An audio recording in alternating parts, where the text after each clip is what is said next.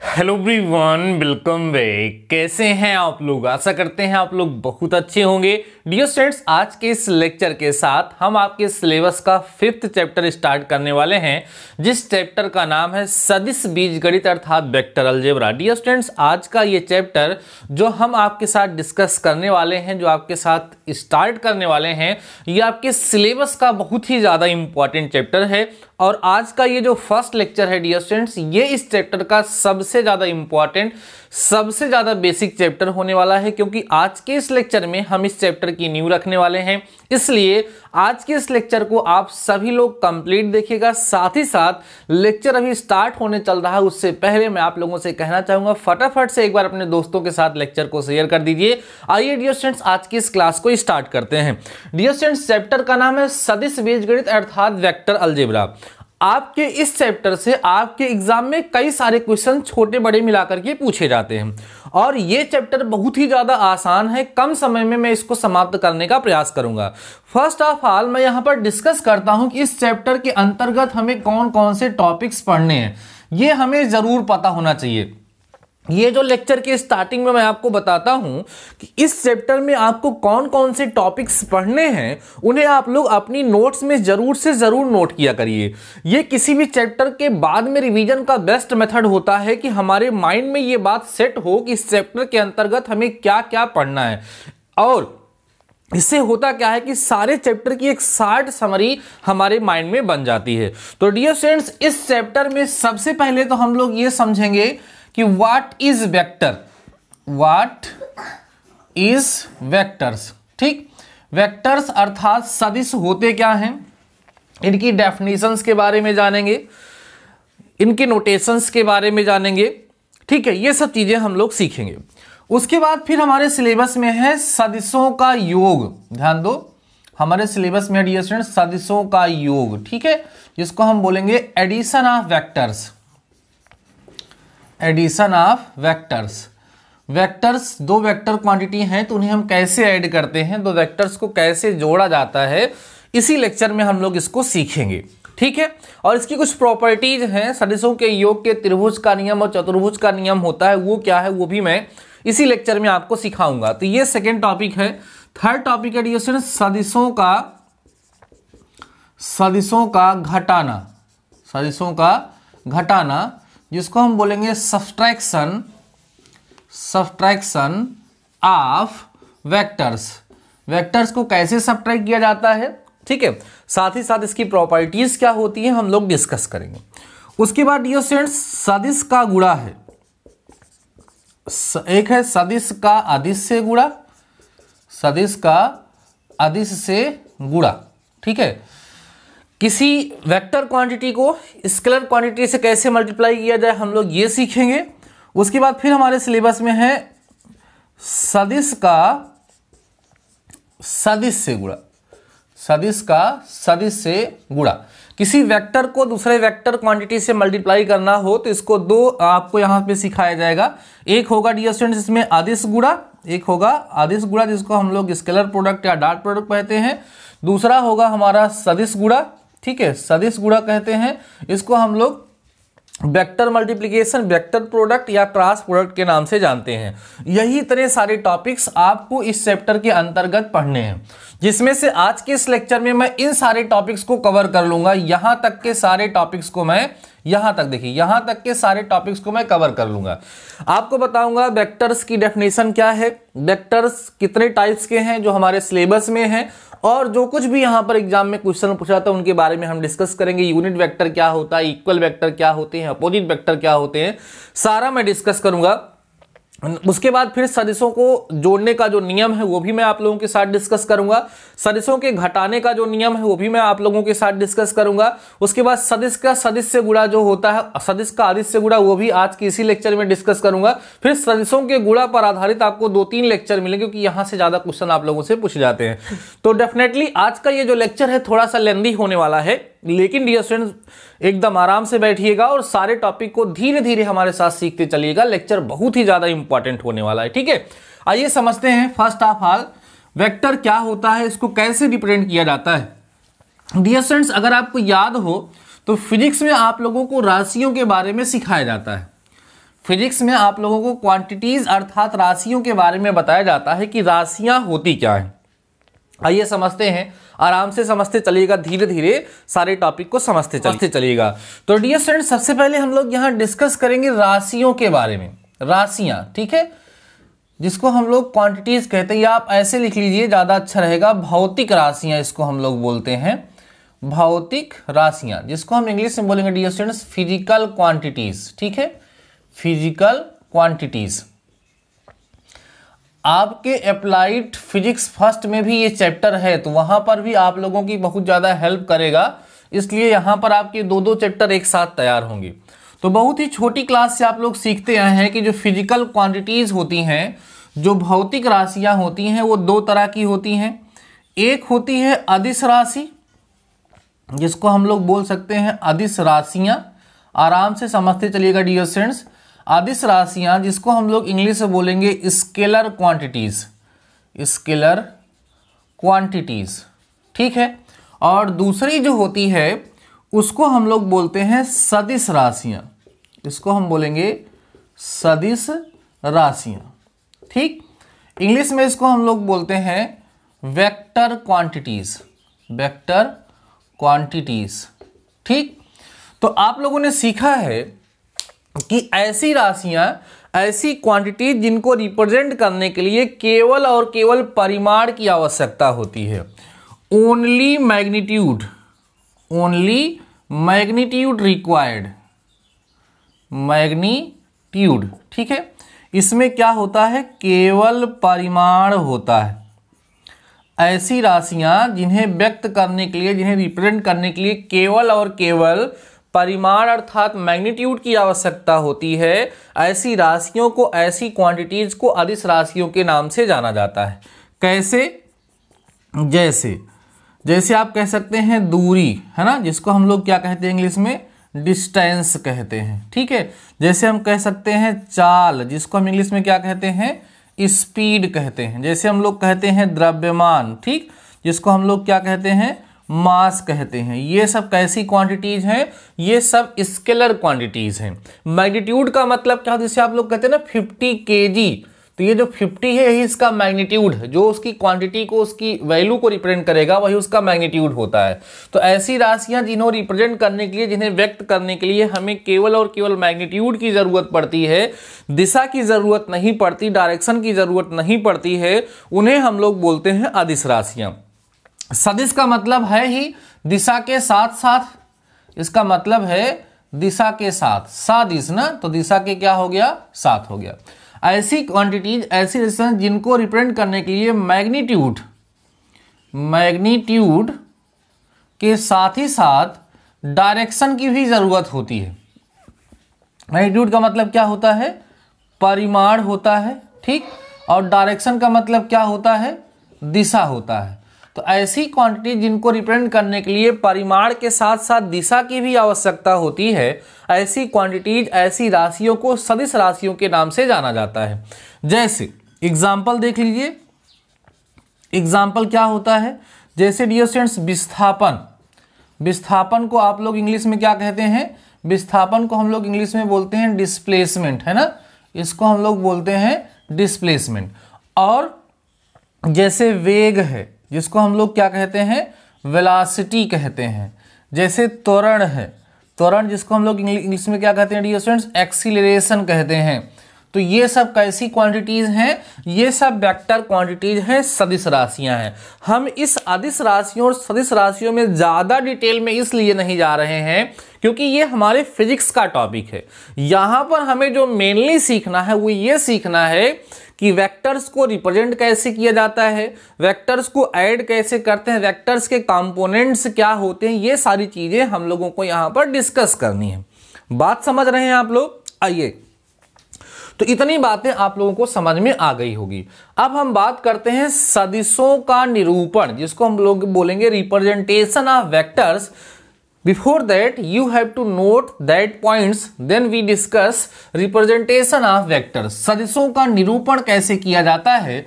Slowly सारे topics को समझाते चलूंगा और सारे टॉपिक्स 100% आपको समझ में आते चलेंगे। बस कॉपी और पेन लेकर के बैठिए और धीरे धीरे हमारे साथ सॉल्व करते चलिए, ठीक है। आइए, टॉपिक है हमारा सदिशों का निरूपण। सदिशों का निरूपण, जिसको हम बोलेंगे रिप्रेजेंटेशन ऑफ वेक्टर्स। इंग्लिश में बोलेंगे इसको हम रिप्रेजेंटेशन ऑफ वेक्टर्स। वेक्टर्स को हम कैसे रिप्रेजेंट करते हैं, कैसे उसको हम दिखाते हैं, ध्यान रखना डियर स्टूडेंट्स। जो वेक्टर्स होते हैं उन्हें दिष्ट रेखाखंड, दिष्ट रेखाखंड, ठीक है, जिसको हम बोलते हैं इंग्लिश में directed line segment, directed line segment द्वारा रिप्रेजेंट किया जाता है। ध्यान समझ चलना, सदिश जो होते हैं, जो वेक्टर्स होते हैं, उन्हें किससे रिप्रेजेंट करते हैं? उन्हें हम दिष्ट रेखाखंड या डायरेक्टेड लाइन सेगमेंट, जिसको इंग्लिश में बोलते हैं, से रिप्रेजेंट करते हैं। ये क्या होता है? जैसे ये देखो एक लाइन सेगमेंट है, अब इसमें एरो लगा दी जाए तो यह हो गया डायरेक्टेड लाइन सेगमेंट, ये हो गया दिष्ट रेखा। लाइन सेगमेंट का मतलब क्या होता है? रेखाखंड का मतलब क्या होता है? लाइन का एक पार्ट, रेखा का एक छोटा सा टुकड़ा या बड़ा सा टुकड़ा, मतलब उसका एक टुकड़ा, वही क्या कहलाता है? रेखाखंड कहलाता है। अब लेकिन यह दिष्ट रेखाखंड मतलब इसकी डायरेक्शन को रिप्रेजेंट करने वाला, मतलब इसकी डायरेक्शन, तो इसी को बोला जाएगा क्या बोला जाएगा? दिष्ट रेखाखंड, डायरेक्टेड लाइन सेगमेंट। और इसी तरीके से वेक्टर को रिप्रेजेंट करते हैं। यहां पर एक पॉइंट ए बनेगा और यहां पर एक पॉइंट ऐसे बी लिखा जाएगा, और इसको अगर ऐसे लिखना होगा तो ऐसे लिख करके ऊपर एरो लगेगी और इसको वेक्टर ए बी हम लोग पढ़ेंगे। ए बी वेक्टर या वेक्टर ए बी के नाम से इसको हम लोग जानेंगे। ये होता है सदिश को निरूपण करने का तरीका। ये ज्योमेट्रिकल मेथड है और ये अलजेब्रिक मेथड है। समझ में आ रही है बातें? कभी कभी क्या होता है, इस वेक्टर को पूरे को ए नाम दे दिया गया। क्या नाम दिया गया? तो इसको हम लोग ऐसे वेक्टर ए से भी क्या कर सकते हैं? रिप्रेजेंट कर सकते हैं। यही सिंपल सा है सदिशों को रिप्रेजेंट करने का मेथड। सदिशों को रिप्रेजेंट करने के लिए हम लोग जो होते हैं वो डायरेक्टेड लाइन सेगमेंट का यूज करते हैं। डायरेक्टेड लाइन सेगमेंट का मतलब क्या होता है ये आपको समझ आ गया होगा। अगर हम यहां पर एरो बनाएं तो ये पोर्शन जो है डियर स्टूडेंट्स, ये इसका हेड कहलाता है। हेड का मतलब शीर्ष होता है, ठीक है, इसको भी ध्यान रखिएगा। और ये जो पीछे वाला पोर्शन होता है इसको हम पुच्छ कहते हैं, ठीक है, जिसको हम लोग टेल कहते हैं। इसको हम लोग क्या कहेंगे? टेल कहेंगे। अब ये जो हमारे पास एक लाइन सेगमेंट है, ये जरूर किसी न किसी डियर स्टूडेंट्स लाइन का पार्ट होगी। ध्यान दो, ये जरूर किसी न किसी लाइन का पार्ट होगी, जरूर होगी किसी न किसी लाइन का पार्ट। तो ये लाइन सेगमेंट जिस लाइन का पार्ट होता है उस लाइन को लाइन ऑफ सपोर्ट कहा जाता है। लाइन ऑफ सपोर्ट कहा जाता है। सहारे की लाइन जो होती है, लाइन ऑफ सपोर्ट, इसको डियर स्टूडेंट्स बोला जाता है। यही है इसको रिप्रेजेंट करने का तरीका। अब देखो ध्यान से, ये जो वेक्टर हमारा जब कोई भी ऐसे बनता है, जैसे हमारे पास ऐसे कोई वेक्टर बन गया और इसका नाम लग गया CD, रख दिया गया, ठीक है। यहां लास्ट में एरो लगाओ या आप यहां बीच में लगा दो, दोनों से कोई फर्क नहीं पड़ता है। अब इसमें कौन किस चीज को रिप्रेजेंट करता है? अब ध्यान दो सभी लोग, लेंथ ऑफ लाइन CD, ध्यान देना, length of line segment, length of line segment CD मतलब रेखाखंड CD की लंबाई जो है वो इस वेक्टर के मैग्नीट्यूड को रिप्रेजेंट करेगी। ध्यान समझ चलना, इसकी जो लेंथ होगी, जितना लंबा होगा, देखो नियम यही है कि जब हम वेक्टर्स के क्वेश्चंस को सॉल्व कर रहे हो तो इस लाइन की जो लेंथ है वो इसके मैग्नीट्यूड के इक्वल ही बनाई जाए। लेकिन वहां पर इतना स्पेस तो होता नहीं कि अगर मान लीजिए आपको जो है वेलोसिटी 100 दिख रही है तो 100 सेंटीमीटर लाइन तो ड्रा नहीं कर सकते, तो उसको यूनिट मान करके छोटी बना लेते हैं। कुल मिलाकर के जो लाइन सेगमेंट की लेंथ होती है इसके किसको दिखाती है डियर स्टूडेंट्स? इसके मैग्नीट्यूड को रिप्रेजेंट करती है। और इसके मैग्नीट्यूड को इसको ध्यान रखिएगा आप लोग, रिप्रेजेंटेड बाई ऐसे वेक्टर CD के दोनों तरफ मॉड लगा देंगे, इसको मॉड ऑफ CD कहा जाएगा। अगर मान लीजिए इसकी पूरी लेंथ डियर स्टूडेंट्स B हो तो इसको हम लोग इसको दिखाएंगे से वेक्टर CD से दिखाएंगे, या इसको हम लोग हम इसको वेक्टर बी से रिप्रेजेंट करेंगे। अगर हम इसके मैग्नीट्यूड की बात करें तो इसको मॉड ऑफ सी डी लिखा जाएगा, और इसके मैग्नीट्यूड की बात अगर हम करते हैं तो मॉड ऑफ वेक्टर बी लिखा जाएगा, और इसको केवल बी भी लिखा जाता है। जैसे अगर इस लाइन की लेंथ ए है तो इसके मैग्नीट्यूड को केवल ए लिख दीजिए, या मॉड ए से इसको हम लोग रिप्रेजेंट कर सकते हैं। तो आपको मैंने ये समझाने का प्रयास किया कि जो लाइन सेगमेंट की लेंथ होगी वो किसको रिप्रेजेंट करेगी, उसके मैग्नीट्यूड को रिप्रेजेंट करेगी, और इसकी जो डायरेक्शन होगी, ध्यान रखना, direction of line segment, direction of line segment, ध्यान समझना, डायरेक्शन ऑफ लाइन सेगमेंट, इसका मतलब क्या हुआ, रेखाखंड की दिशा, रेखाखंड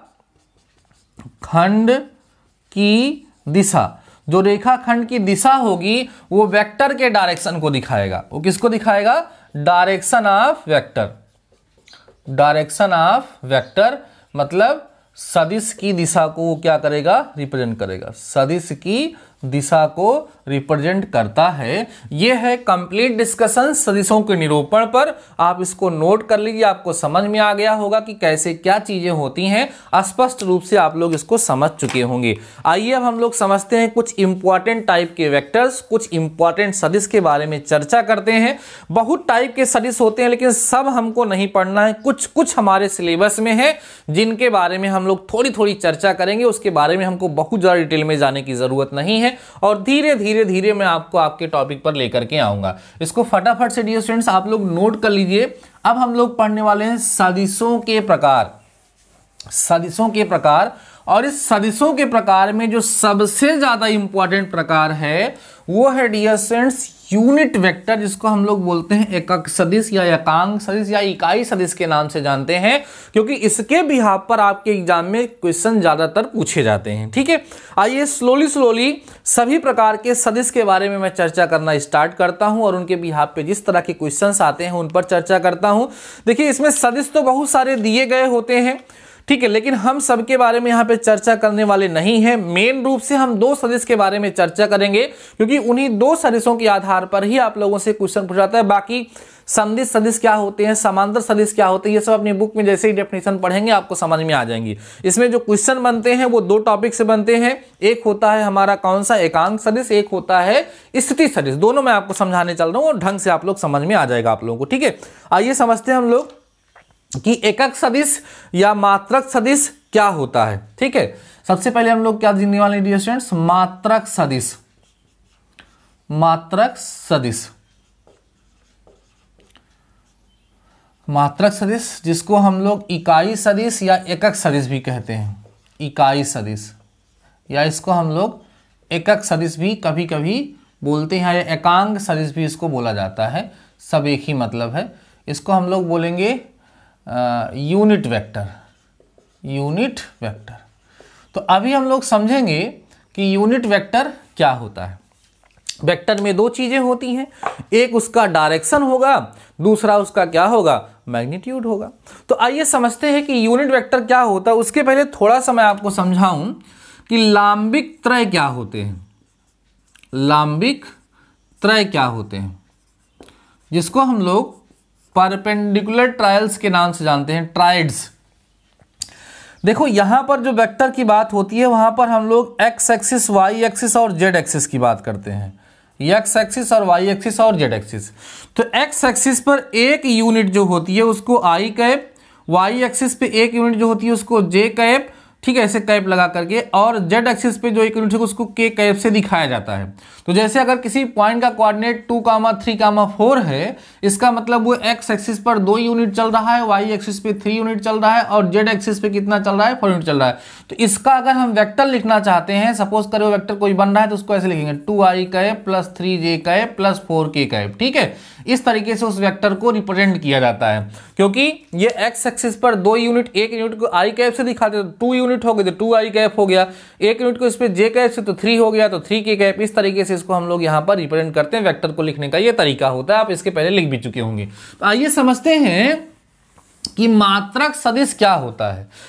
ऐसा सदिश, ऐसा वेक्टर जिसका जो मैग्नीट्यूड है, जिसका मापांक है वो 1 हो, इस प्रकार के सदिश को हम लोग क्या कहते हैं, मात्रक सदिश कहते हैं। अब पहले आप थोड़ी सी चर्चा कर लेते हैं किसी भी सदिश का मापांक निकालते कैसे हैं। छोटी छोटी चीजें हैं जो आपको जाननी होंगी। जैसे सपोज करिए कि हमारे पास कोई वेक्टर दिया है, vector A B equal to x i cap plus y j cap plus z k cap. ठीक, इस तरीके से वेक्टर को लिखा जाता है। अब हमारे पास एक वेक्टर है, हमें क्या फाइंड करना है, mod of vector A B. तो इसको निकालने का फार्मूला होता है under root x square plus y square plus z square. ये होगा इसके मॉडुलस को, मींस इसके मैग्नीट्यूड को फाइंड करने का फार्मूला। इसको नोट करिएगा, मैग्नीट्यूड ऑफ एनी वेक्टर्स इस तरीके से फाइंड किया जाता है। अभी इसका यूज मैं यहां पर करने वाला हूं। ठीक है, आइए हम लोग समझते हैं कि एकांक सदिश क्या होता है। तो बोला जाता है ऐसा सदिश जिसका परिमाण, ध्यान रखना, जिसका परिमाण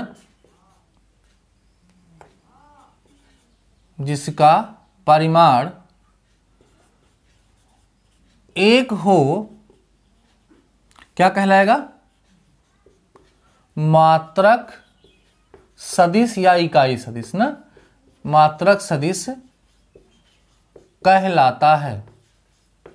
क्या कहलाता है, मात्रक सदिश कहलाता है। आप यहां लिख सकते हैं अ वेक्टर विच मैग्नीट्यूड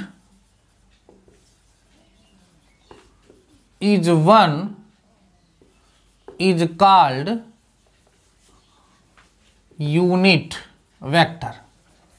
सही है। देखो, it is denoted by AB cap और A कैप और B कैप। मतलब अगर हम किसी का भी मतलब यूनिट निकालें, उसके ऊपर कैप लग जाता है, इसको A कैप B कैप से ऐसे दिखाया जाता है। अब हम समझेंगे यहां पर कि किसी भी वेक्टर का यूनिट वेक्टर कैसे निकाला जाए। सपोज कर लीजिए, let vector A B is any vector, we have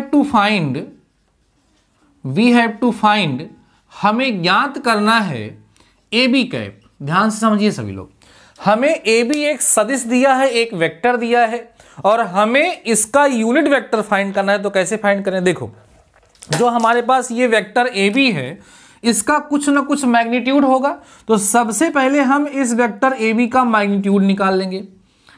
अब हम जब ए बी कैप निकालना चाहते हैं, तो अगर इस वेक्टर ए बी को इसके मापांक से भाग दे देंगे, इसके मैग्नीट्यूड से डिवाइड कर देंगे, तो इसका मैग्नीट्यूड जितना रहा होगा उससे, जैसे अगर इसका मैग्नीट्यूड 5 रहा होगा तो 5 से डिवाइड हो जाएगा, तो इसका मैग्नीट्यूड कितना आ जाएगा, 1 आ जाएगा, और हमें उसी डायरेक्शन में यूनिट वेक्टर मिल जाता है।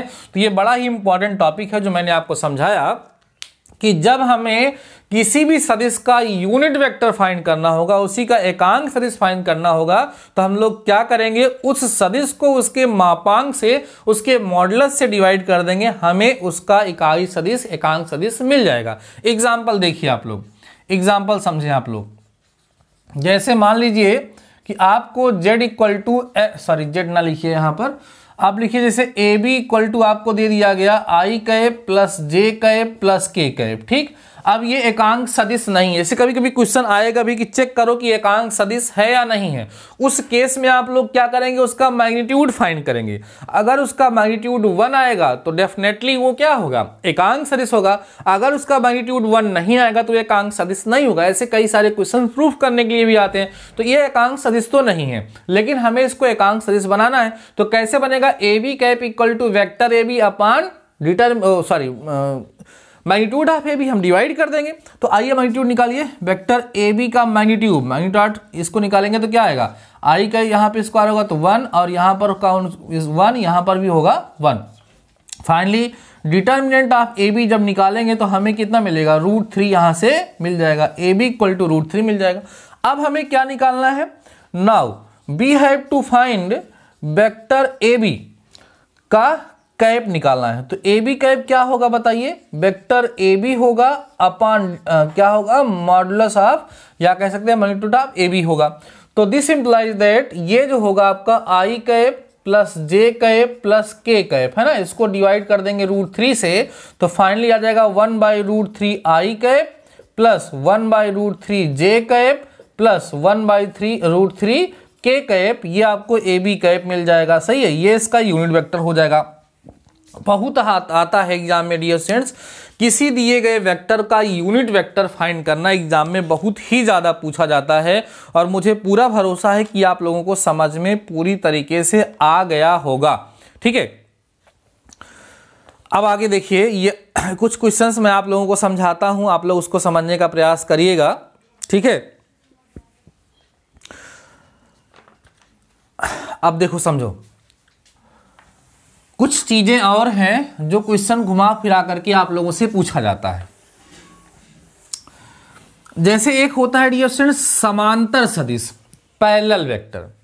देखिए ध्यान से, पैरेलल का मतलब जैसे ये हमारा कोई वेक्टर है, ये कोई हमारा वेक्टर है, सपोज करिए ये वेक्टर हमारे पास ए बी है, और एक वेक्टर और मैंने यहां पे ले लिया, सपोज करिए ये हमारे पास वेक्टर क्या है, सी डी है।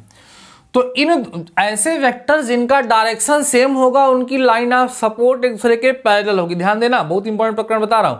जिनका लाइन ऑफ सपोर्ट एक दूसरे के पैरेलल होगा और डायरेक्शन सेम होगा, उसे हम लोग क्या बोलेंगे, समांतर सदिश बोलेंगे, पैरेलल बोलेंगे, या समदिश भी इसको बोल सकते हैं। लेकिन इनका मैग्नीट्यूड सेम नहीं होता है। जैसे हमारे पास वेक्टर ए बी है और वेक्टर सी डी है, तो इनका डायरेक्शन सेम है, पैरेलल भी है, लेकिन इसका जो मैग्नीट्यूड है वो इसके मैग्नीट्यूड के इक्वल नहीं है। तो क्या करते हैं कि अगर हम ए बी को सी डी के इक्वल करना चाहते हैं, तो किसी क्वांटिटी से लेमडा से इसमें मल्टीप्लाई कर दीजिए। तो लेमडा जो है एक स्केलर क्वांटिटी है, जैसे किसी वेक्टर को किसी स्केलर से मल्टीप्लाई करना होता है, उसको किसी नंबर से ऐसे ही मल्टीप्लाई कर दिया जाता है। जैसे सपोज करिए वेक्टर ए इक्वल टू हमें 2 आई कैप दिया है प्लस 3 जे कैप दिया है प्लस के कैप दिया, और हमें 2 वेक्टर ए निकालना है, तो इसको 2 से मल्टीप्लाई कर दीजिए, 4 आई कैप प्लस 6 जे कैप प्लस 2 के कैप, ये हमारा 2 वेक्टर ए हो जाएगा। तो ये बताइए, जैसे लेमडा कोई स्केलर है, तो इसमें जब लेमडा से मल्टीप्लाई किया तो ही मैग्नीट्यूड इसका सेम हो जाएगा, तो दोनों आपस में इक्वल हो जाएंगे। कई बार आता है कि किसी दिए गए वेक्टर के पैरेलल वेक्टर बनाना। ठीक है, जैसे मैं आपको समझा रहा हूं, जैसे आपसे कह दिया जाए कि z इज इक्वल टू हमारे पास आई cap plus J cap plus 2 के कैप, z ना लिख करके कुछ और लिखते हैं। जैसे कह दिया जाए कि आपको वेक्टर a इक्वल टू दिया है आई कैप प्लस 2 जे कैप प्लस के कैप, हमारे पास एक वेक्टर है। आपसे कहा जाए कि इसी के पैरेलल एक वेक्टर लिखिए, तो इसी के पैरेलल अगर आपको कोई वेक्टर लिखना है तो इसको किसी भी एक क्वांटिटी से मल्टीप्लाई कर दो, इसके पैरेलल वेक्टर हो जाएगा ना।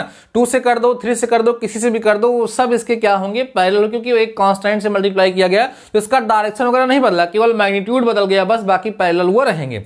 कभी कभी ऐसे एग्जाम में क्वेश्चन आएगा कि इसके पैरेलल एक ऐसा वेक्टर लिखो जिसका मैग्नीट्यूड 4 हो, इसी के पैरेलल एक ऐसा वेक्टर लिखो इसका मैग्नीट्यूड कितना हो, 4 हो। तो उस सिचुएशन में हम लोग सबसे पहले ए कैप निकालते हैं, वेक्टर ए अपान मैग्नीट्यूड आप ऐसा क्यों करते हैं, क्योंकि जब ऐसा लिखेंगे तो हमें क्या मिल जाएगा, यूनिट वेक्टर मिल जाएगा। ध्यान दो, यूनिट वेक्टर मिल जाएगा, और इस यूनिट वेक्टर के डायरेक्शन वही रहेगा जो इसका है। अब बाद में इस यूनिट वेक्टर को जब 5 से मल्टीप्लाई कर देंगे, क्योंकि इस यूनिट वेक्टर का मैग्नीट्यूड कितना रहा होगा 1, जब 5 से मल्टीप्लाई कर देंगे तो मैग्नीट्यूड कितना हो जाएगा 5, तो वो इसी के पैरेलल होगा, और साथ ही साथ उसका मैग्नीट्यूड कितना हो जाएगा 4। जैसे यहाँ 4 करना है तो 4 से कर देंगे, 5 करना है तो 5 से कर देंगे। आइए इस तरह का क्वेश्चन भी मैं आप लोगों को सॉल्व करके दिखाता हूँ। ठीक है, आइए देखिएगा, फटाफट से बने रहिएगा डियर स्टूडेंट्स, बहुत ही ज्यादा इंपॉर्टेंट लेक्चर आज का ये आप लोगों के लिए हो रहा है, बहुत ही बेहतरीन लेक्चर है, ध्यान से सभी लोग बने रहिए और सारे टॉपिक के समझते चलिए। ठीक है, आइए समझते हैं हम लोग।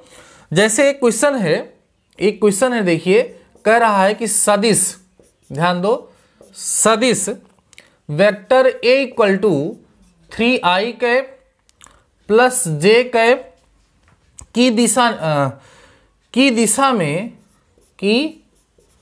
दिशा में सदिश निकालिए, की दिशा में सदिश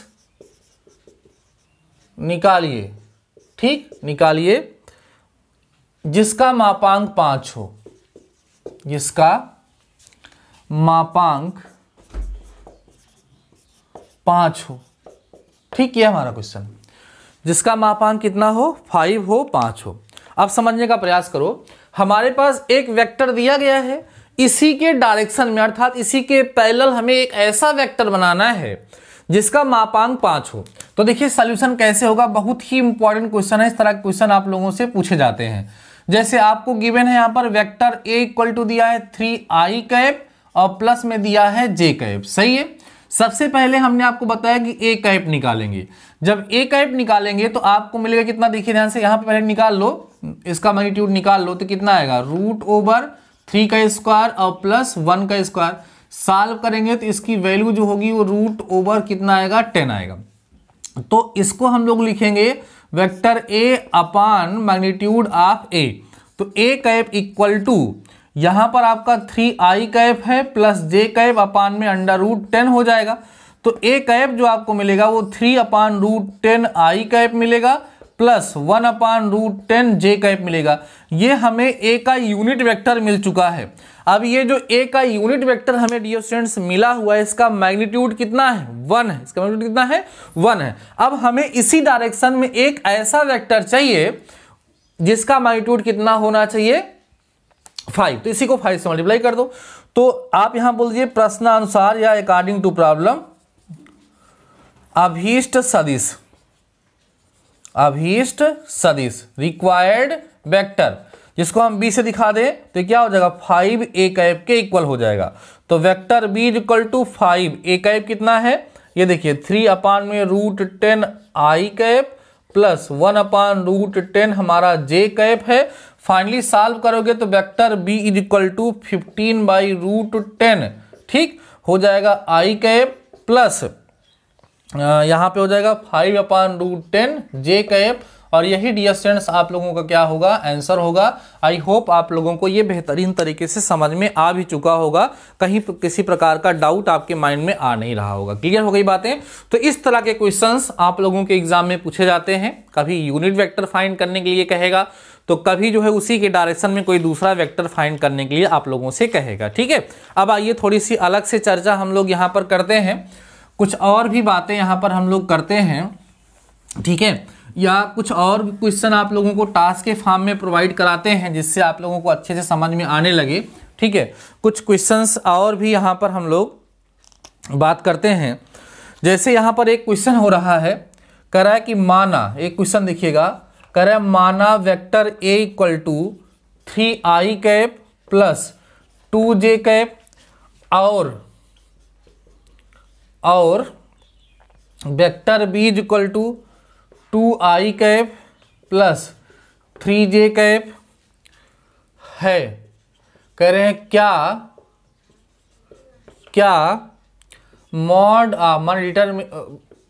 magnitude of A equal magnitude B या A equal B, A B के इक्वल है या उनका मैग्नीट्यूड इक्वल है। ये चीजें आप लोगों से यहां पर पूछा जा रहा है। तो देखो ध्यान से, सबसे पहला काम तो हमें ये देखो, इक्वल तब होगा जब मैग्नीट्यूड इक्वल हो और डायरेक्शन सेम हो। अब आप थोड़ा समझिएगा। सबसे पहले मैग्नीट्यूड तो आप निकालना जानते ही हो, लेकिन कुछ और समझो। जैसे मान लो कि ए बी इक्वल टू आपको एक वेक्टर दे दिया गया x1i cap plus x2j cap plus x3k cap, सही, ऐसे दे दिया गया। वेक्टर सी डी आपको दे दिया गया कि y1i cap plus y2j cap plus y3k cap. Suppose करिए आपको वेक्टर यहां पर दे दिया गया है। अब ये दोनों वेक्टर अगर पैरेलल हैं या इनकी डायरेक्शन सेम, इनकी दिशा बराबर है, तो कैसे चेक करेंगे। वहां पर ये x1 अपान, ध्यान रखना, x1 अपान y1 इक्वल x2 अपान y2 इक्वल x3 अपान y3 अगर होता है, देन आप ध्यान रखिएगा कि वेक्टर AB और वेक्टर CD ये पैरेलल होंगे। आप कह सकते हैं इनका डायरेक्शन सेम होगा। तो डायरेक्शन सेम हो, उसके बाद फिर इनका मैग्नीट्यूड इक्वल हो जाए। अगर इसके साथ साथ इनका मैग्नीट्यूड भी इक्वल हो गया, तब तो दोनों को हम सेम कह सकते हैं, दोनों को हम सेम नहीं कह सकते हैं। तो यहां पर इस क्वेश्चन में हमें क्या चेक करना है, इस क्वेश्चन में हमें चेक करना है कि इनका मैग्नीट्यूड इक्वल है या नहीं। अगर इनका मैग्नीट्यूड इक्वल हो जाएगा तो ठीक है, उसके बाद तब हम लोग इसको चेक करेंगे क्या आपस में इक्वल है कि नहीं। आइए सॉल्व करते हैं, आपको समझाते हैं। सॉल्यूशन देखिए सभी लोग ध्यान से समझिएगा डियर स्टूडेंट्स, बहुत ही ज्यादा इंपॉर्टेंट है। यहां पर आप कहोगे सिंस वेक्टर ए जो है हमारे पास वो 3i कैप है प्लस 2j कैप है, इस तरीके से आपको दिया हुआ है। तो इसका मैग्नीट्यूड निकाल लेते हैं हम लोग, तो √3 का स्क्वायर और प्लस 2 का स्क्वायर, सही है। तो यहां पर आप निकालेंगे तो यहां पर आपका आ जाएगा √13। चलिए ये तो निकल गया। एंड फिर से आपको जो वेक्टर बी गिवन है वो कितना है, वो है 2i कैप और प्लस में है 3j कैप। तो यहां से इसका जो मैग्नीट्यूड निकालोगे तो कितना आएगा, √2 का स्क्वायर और प्लस में 3 का स्क्वायर। फाइनली डिटरमिनेंट इसकी जो वैल्यू आपको निकालने के लिए मिलेगी वो आपको √13 मिलेगी। तो आप यहां बोलोगे हियर आपको क्या मिल गया, magnitude of A is equal to magnitude of B. Means ये जो बोल रहा था ये चीज करेक्ट है। अगेन यहां देखिएगा आप लोग, ये देखिए ध्यान से, वेक्टर ए जो है आपके पास 3i cap plus 2j cap दिया है, वेक्टर बी जो है वो 2i cap plus 3j cap दिया है। तो 3/2 जो है वो 2/3 के इक्वल नहीं है, देख रहे हैं, सेम नहीं है ratio. Therefore vector A and vector B have not same direction, मतलब वेक्टर ए और वेक्टर बी का डायरेक्शन सेम नहीं है। Therefore vector A and vector B does not equal to each other. दो वेक्टर्स इक्वल तभी होंगे जब उनका मैग्नीट्यूड सेम हो और उनका डायरेक्शन सेम हो, या आप कह सकते हैं जब वो आपस में पैरेलल हो, तभी आप लोग उसको कह सकते हैं कि वो दोनों इक्वल हैं, नहीं तो आपस में इक्वल नहीं होते हैं। मुझे ऐसा लगता है कि थोड़ा सा आज का लेक्चर ये लेंदी हो रहा है, इसलिए डियर स्टूडेंट्स आज के इस लेक्चर को मैं यहीं समाप्त करने का प्रयास करूं, क्योंकि अभी अगर हम आपको एडिशन और सब्ट्रैक्शन भी इसी लेक्चर में पढ़ाएंगे तो काफी ज्यादा हो जाएगा। तो हम आज के इस लेक्चर को यहीं समाप्त करेंगे और आगे इसके बारे में हम डिस्कस नेक्स्ट लेक्चर में करेंगे। अभी आज के इस लेक्चर में जो भी टॉपिक मैंने आपको पढ़ाया उस टॉपिक के बिहाफ पर किस तरह के क्वेश्चंस पूछे जाते हैं वो भी मैंने आप लोगों के साथ डिस्कस कर दिया है। बाकी आगे की चीजें हम लोग नेक्स्ट लेक्चर में डिस्कस करेंगे। डियर स्टूडेंट्स, अगर आपको लेक्चर पसंद आया है तो सभी लोग लेक्चर के कमेंट सेक्शन में मुझे कमेंट करके जरूर से जरूर बताइएगा डियर स्टूडेंट्स कि हाँ आपको समझ में आया है। जब आप लोग लेक्चर के कमेंट सेक्शन में कमेंट करते हैं तो मुझे बहुत ही अच्छा लगता है।